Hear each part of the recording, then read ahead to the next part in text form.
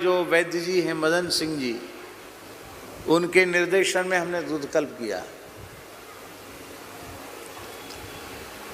तो हमने उनको वैद्य जी को पूछा कि मैं बहुत लंबे समय से अंग्रेजी दवा तो खाता नहीं हूं, हम शौच जाते हैं दूधकल्प के समय तो उसमें अंग्रेजी गोलियों की गंध कैसे आ रही है, क्लोरोक्विन वगैरह की गंध कैसे आ रही है, बुखार की दवाइयों की गंध कैसे आ रही है। तो उन्होंने कहा कि आपने खाई थी पहले अंग्रेजी दवा? हमने की खाई थी। कितने साल पहले? हमने कहा लगभग 20 वर्ष पहले हमने खूब बुखार की दवाइयाँ खाई। बोले 20 वर्ष नहीं, जब से आप पैदा हुए हैं तब से अब तक शरीर में जो भी विजातीय द्रव्य गया है गाय का दूध सबको निकाल के बाहर करेगा, आपको नया सब कुछ देगा गाय का दूध आपको।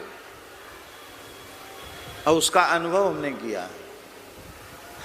कल्प पूर्ण होते होते स्थिति ये थी कि हम ऐसे करते थे, हम लगता था कि ये पानी कैसे लग गया, ऐसे लगता था रोयों में पानी नहीं था, वो रोयां जैसे ओस में बूंदें चमकती हैं ऐसे रोयां चमकने लगे, ऐसे लगता था इसमें पानी है क्या। इस दुग्ध कल्प का प्रत्यक्ष प्रभाव हमने अपने स्वयं में अनुभव किया। और यदि प्रतिवर्ष कोई भी मनुष्य दुग्ध कल्प करे तो हमारे आयुर्वेद के ग्रंथों में लिखा है कि उसको जीवन में किसी प्रकार की दवाई नहीं खानी पड़ेगी, 100 वर्ष तक उसके शरीर में झुर्री नहीं पड़ेगी, उसके बाल नहीं पकेंगे, उसके दांत नहीं गिरेंगे, उसकी नेत्र ज्योति नहीं जाएगी। बस आवश्यकता है कि वह 18 से 20 वर्ष की आयु में दूध कल्प शुरू करे और प्रतिवर्ष कल्प को दोहरावे। ये जरूरी है। इतना करे तो 100 वर्ष तक बाल नहीं पकेंगे, दांत नहीं गिरेंगे, नेत्र ज्योति नहीं खराब होगी जाएगी। इतना प्रभाव है गोदुग्ध का। चिकित्सा में गाय हो। आयुर्वेद में तो कुचला आदि का शोधन गोमूत्र से ही होता है। हमारे बाराघाट वाले महंत जी प्रत्यक्ष प्रमाण बैठे हैं। इनके कान में तकलीफ हुई, बहुत ज्यादा तकलीफ थी, बड़ा दर्द था, साएं साएं आवाज आती थी। इनको लगता था कि हमको सुनाई भी कम पड़ता है क्या।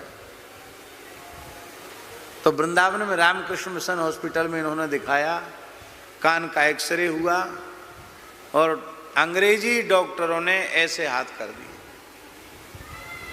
बोले आपके तो अब मशीन लगा लो। और ये मशीन भी ज्यादा दिन काम नहीं करेगी, क्योंकि आपके कान की कौन सी नस बताई, क्या बताया है? हाँ, तुम्हारे पर्दों में छेद हो गया, अभी कुछ दिन तो मशीन से काम चल जाएगा, बाद में पर्दे बदलवाने पड़ेंगे। महाराज जी तो महाराज जी हैं। इन्होंने राजस्थान के एक वैद्य जी, क्या नाम था उनका, हैं?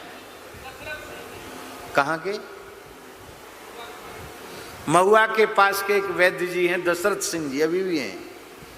दशरथ सिंह जी से इन्होंने फोन किया और वैद्य जी हमारे तो डॉक्टर ने कहा कि मशीन लगा लो। अरे बोले मशीन मत लगाना, हम दवाई बताते हैं आपको, आप ठीक हो जाओगे, पर कुछ दिन लेना पड़ेगा। कितने दिन? हाँ बोले 40 दिन, 90 दिन ले तो अच्छा है, 90 नहीं तो 40 दिन आपको लेना पड़ेगा। इन्होंने ले लेंगे। दवाई महाराज जी कुछ नहीं थी। उन्होंने कहा कि गाय का, देसी गाय का दूध औटा करके और उसमें 1 तोला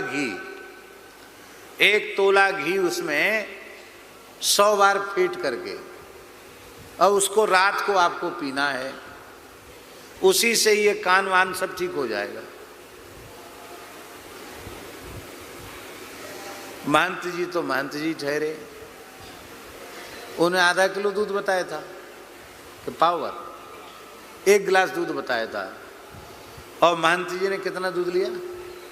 इन्होंने 1 लीटर 1 किलो दूध ले लिया और 1 किलो दूध में 10 ग्राम घी नहीं, 1 तोला नहीं, 100 ग्राम घी डाल दिया इन्होंने,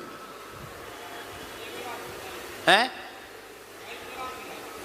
लो, वो कह रहे 250 ग्राम घी डाला, हम तो 100 ग्राम बोल रहे हैं, वो 250 ग्राम घी डाला।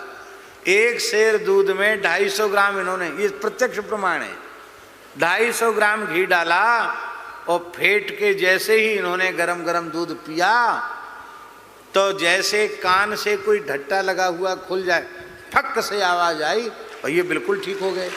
एक ही खुराक में ठीक हो गए। इन्होंने फिर वैद्य जी को फोन लगाया, दशरथ सिंह जी को, वैद्य जी, अरे बोले भाई क्यों परेशान हो रहे हो, अभी 40 दिन लो ना तब बताना। बोले हम तो ठीक हो गए, कैसे हो गए? इन्होंने बताई तो वैद्य जी बहुत जोर से हंसे।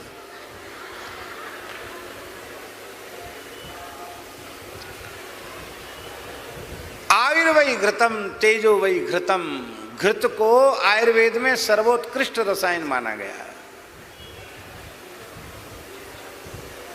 डॉक्टर कहते घी मत खाओ, नहीं खाना चाहिए घी, बिल्कुल ठीक कहते। क्यों? चर्बी युक्त घी के नाम पर जहरीली चीजें, बाजार का घी, ये तो जहर से भी जहर है, निश्चित खाने के योग्य नहीं है। लेकिन यदि आपके घर में वेद लक्षणा भारतीय देसी गाय है तो आप, मैं निवेदन करता हूँ, चाहे हार्ट हो, चाहे बीपी हो, चाहे शुगर हो और चाहे मोटापा हो, तो भी 1 तोला घी आप जरूर खाइए रोज।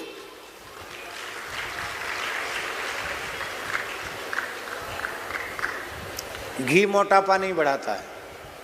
हाँ, आयुर्वेद में लिखा है घी मोटापा नहीं बढ़ाता है। अभी जयपुर में ऐसे वैद्य हैं जो घी का सेवन करा के शरीर का वजन कम करते हैं, मोटापा कम करते हैं। दूध बढ़ाता है पर घी मोटापा नहीं बढ़ाता।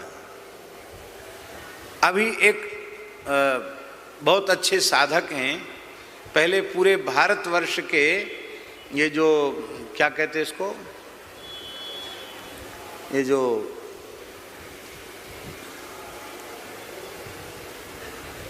नाम भूल रहे हैं उसका, ये जो जिससे पेट्रोल पंप वगैरह बनते हैं ना, रिफाइनरी जो तेल शोध, हमारे मथुरा में भी बाद में रिफाइनरी है, तो पूरी रिफाइनरी जो अपने तेल की है उसके पूरे देश के चीफ प्रमुख अधिकारी, केंद्रीय अधिकारी, अब वो सेवानिवृत्त हो गए हैं। माथुर साहब वृंदावन में ही रहते हैं, बहुत बड़े अधिकारी रहे। पूज्य स्वामी श्री राम सुखदास जी महाराज के चरणों में लंबे समय तक सेवानिवृत्ति के बाद वो रहे। हमसे भी बहुत प्रेम है, आते जाते हैं।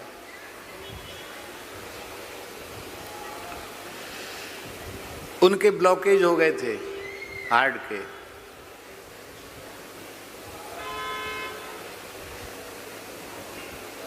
हार्ट के ब्लॉकेज हो गए थे उनके, और एक डॉक्टर तो कहते ना बाईपास सर्जरी कराओ, और उन्होंने, माथुर जी ने, एक वैद्य उनको मिले और उन वैद्य ने कहा कि हम काढ़े देते हैं, कुछ दवाई देते हैं, इसको आप लीजिए और ताजा बिलोना वाला ताजा गाय का घी 2 तोला, 1 तोला, 2 तोला जितना आप पचा सकते हैं, देसी मूंग की दाल में डालकर आप 1-2 तोला घी रोज लीजिए। बोले महाराज डॉक्टर तो कहते छूना मत घी। बोले डॉक्टर की बात जानो तो, या तो डॉक्टर की मानो या हमारी मानो। उन्होंने सेवन किया, उनके ब्लॉकेज खुल गए, आज भी वृंदावन में स्वस्थ निवास कर रहे हैं। गाय का घी सर्वश्रेष्ठ रसायन है।